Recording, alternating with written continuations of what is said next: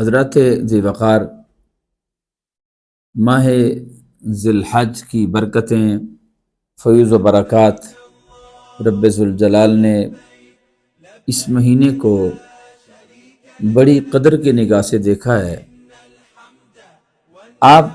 یہاں سے اندازہ لگا لیں کہ فقہا فرماتے ہیں کہ اگر کوئی شخص نظر مانے، یعنی کسی شخص نے نظر مانی ہو کہ میں سال کے افضل ترین دنوں میں روزے رکھوں گا، تو وہ کن دنوں میں روزے رکھے گا تاکہ اس کی قسم پوری ہو جائے؟ تو فقہا فرماتے ہیں کہ وہ شخص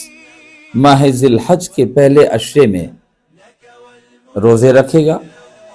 تو اس کی نظر پوری ہو جائے گی۔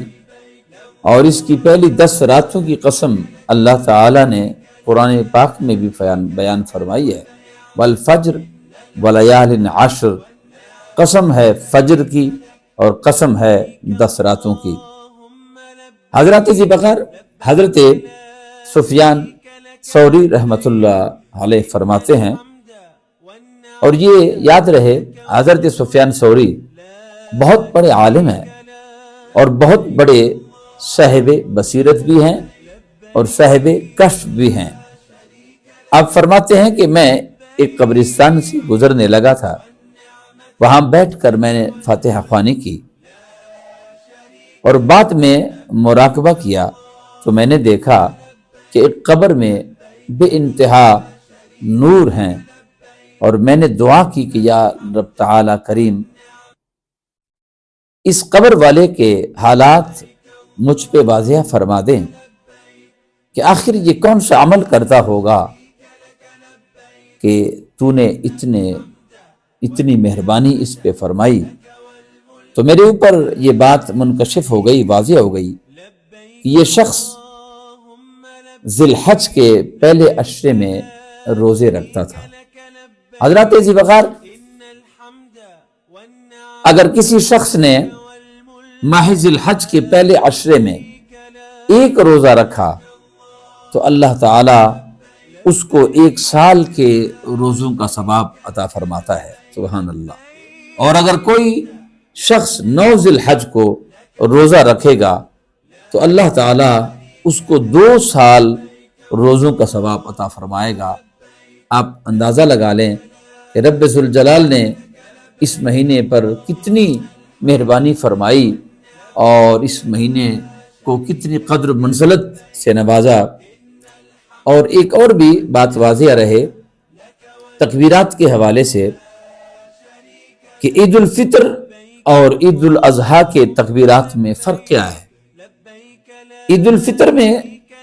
آہستہ آواز میں تکبیرات لگاتے ہوئے مسجد میں آئیں،